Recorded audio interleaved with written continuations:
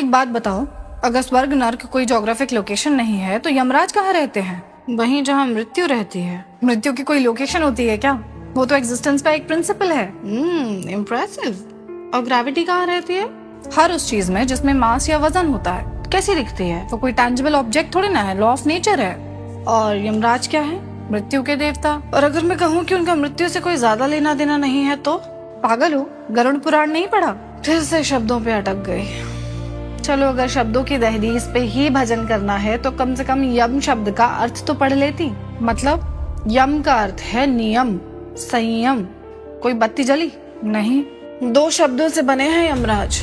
संस्कृत शब्द यम जिसका अर्थ है नियंत्रण या मर्यादा, और राज यानी रूलर, सर्वोच्च सिद्धांत, यानी संयम और कर्म नियम का सर्वोच्च सिद्धांत है यमराज।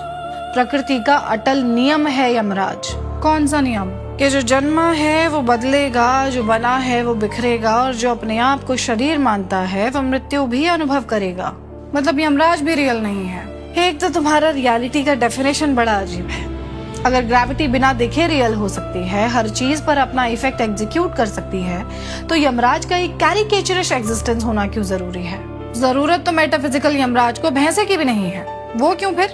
क्योंकि यमराज अज़्काबान के डिमेंटर नहीं है, न्याय और धर्म के अधिपति हैं, धर्मराज हैं, डिस्पेंसर ऑफ द जस्टिस। और भैंस प्रतीक है तमोगुण का, जड़ता, अचेतनता और तमस का। यमराज का भैंस पर सवार होना ये दर्शाता है कि न्याय और धर्म के लिए तमस यानी तमोगुण का नियंत्रित होना, प्रकृति के अटल नियमों के अधीन होना जरूरी है।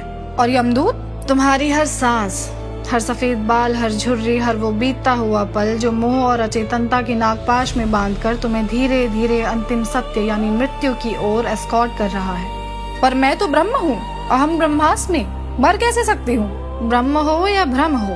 क्या मतलब? मतलब ये कि अभी तो तुम 206 हड्डियों, कुछ मांसपेशियों, 5 फुट 5 इंच की ऊंचाई और रूबी नाम का भ्रम हो। अगर ब्रह्म होती तो यम का भय नहीं होता। भय है यानी ब्रह्म नहीं है, भ्रम है, और इस भ्रम को मिटाना ही प्रकृति का नियम है, और वही यम है।